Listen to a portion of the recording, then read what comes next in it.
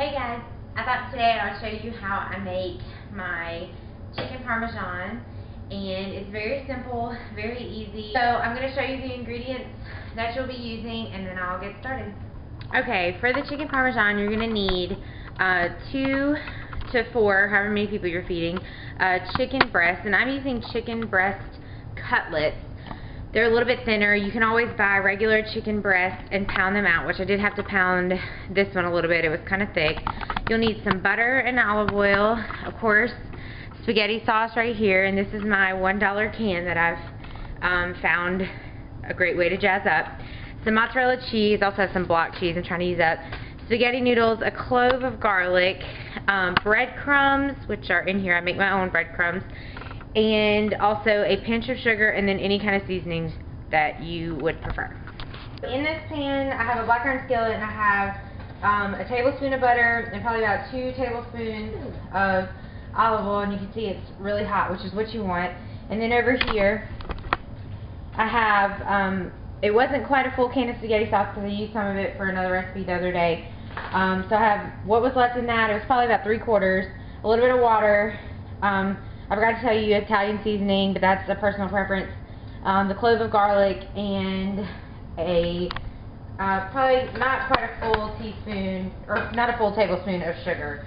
And then back here I've got water boiling. Okay, so before this burns up, I'm going to show you really fast how to brush your chicken for a really good chicken Parmesan. What you're going to do is you're going to go in your breadcrumbs first. And I do make my own breadcrumbs, but I did have some leftover Italian breadcrumbs, so they're mixed. So in the breadcrumbs, and a lot of people do a flour mixture, but I prefer to do just double breadcrumbs. In an egg mixture, which is just a little bit of egg and water, and then back in the breadcrumbs. Make sure it's good and coated, and then right into your hot pan. Do that again. We're working really quickly.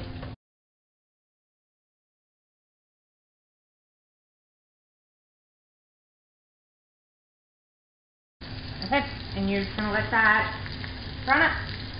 Okay, I had to flip my chicken because it was getting really brown. Obviously my pan was a little too hot. I let it get too hot.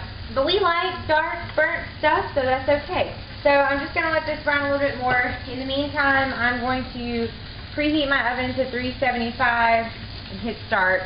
I just put my noodles in the boiling water. I'm going to let them go. I'm going to put this chicken on a pan, put my sauce on top of it, and then top it with my mozzarella cheese and let it bake off and finish cooking. Okay, I'm about to put my chicken in the oven and finish cooking, but first I'm going to top each piece with sauce, and it's okay if it runs all over the sides. It just makes it better.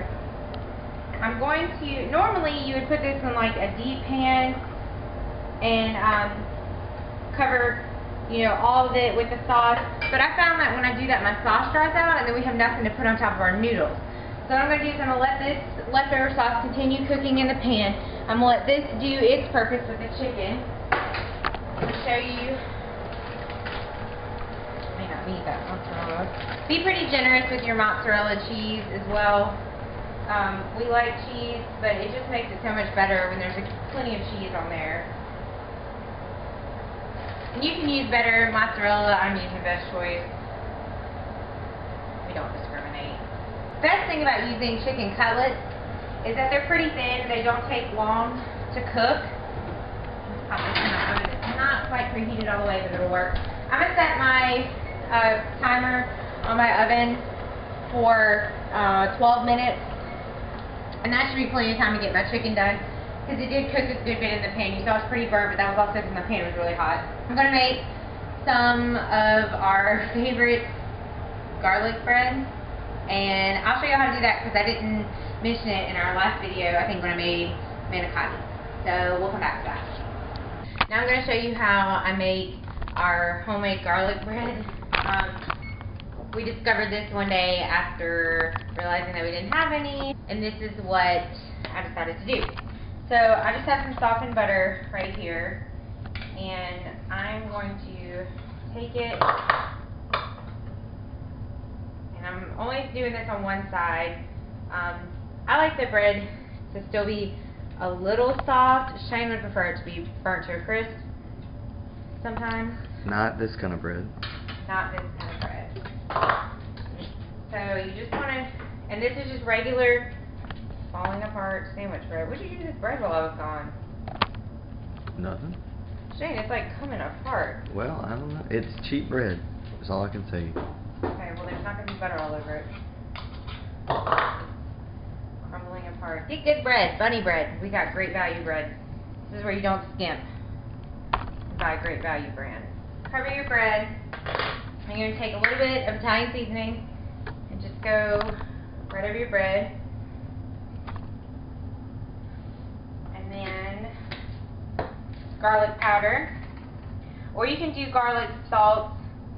I like to control my salt, so I don't buy garlic salt. I used to, but not anymore. I'm just going to do about 3 squeezes on there. And this is optional, but I like it. And this is real Parmesan. I have used the Kraft kind in the green can, and I'm not discriminating against that either. So do what you got, but this is what I like. I'm going to put this in the oven on broil. I'm fixing to take my chicken out, but I wanted to show you this really fast too. If you ever do your noodles and they end up getting done before the rest of your food, a little trick is to put a little water back in the bottom of your pan that you were cooking it in, and put your noodles over it and turn it on a low setting so there's still some warmth coming up so it doesn't dry out. Let me show you what my chicken looks like. That's perfect. Okay, so my oven's still pretty hot, but I'm going to set it to broil. Pop my bread in. If you can, keep your oven a little open just so you don't burn your bread and don't forget that you have bread in there. I'm going to have to close it because that's all that mine does. So we'll just have to remember it's in there. So I'll show you once we plate it up. And this is the finished product. This is my plate. Shane has 2 pieces of bread on it. But here's my chicken and my spaghetti with pasta sauce and my homemade garlic bread. We cannot wait to eat it. I hope you give it a try. Let me know what you think about it if you do. Thanks. Bye.